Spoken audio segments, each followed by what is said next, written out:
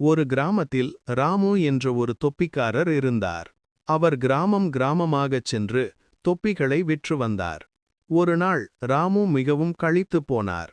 வழியில் ஒரு பெரிய மரத்தின் அடியில் தனது தொப்பிகள் நிறைந்த பெட்டியை பக்கத்தில் வைத்துவிட்டு தூங்கிவிட்டார். அந்த மரத்தில் ஒரு குரங்குகள் கூட்டம் வசித்து வந்தது. தொப்பிக்காரர் தூங்கியதும் குரங்குகள் மரத்திலிருந்து கீழே வந்தன.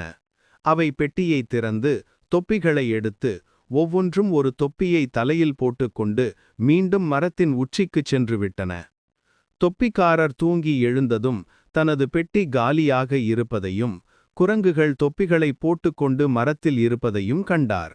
அவருக்கு என்ன செய்வதென்று தெரியவில்லை. அவர் கோபத்தில் தனது தலையிலிருந்த தொப்பியை எடுத்து தரையில் ஓங்கி அடித்தார். தொப்பிக்காரர் செய்ததை குரங்குகள் கவனித்துக் கொண்டிருந்தன. குரங்குகள் பெரும்பாலும் பிறரை பார்த்து அப்படியே செய்யும் இயல்புடையவை அல்லவா? தொப்பிக்காரர் செய்ததைப் போலவே அவையும் தங்கள் தலையிலிருந்த தொப்பிகளை எடுத்து தரையில் வீசி கீழே எறிந்தன. தொப்பிக்காரர் விரைவாக தரையில் விரந்த தொப்பிகள் அனைத்தையும் சேகரித்து தனது பெட்டியில் போட்டுக்கொண்டு மகிழ்ச்சியுடன் அங்கிருந்து சென்றார்.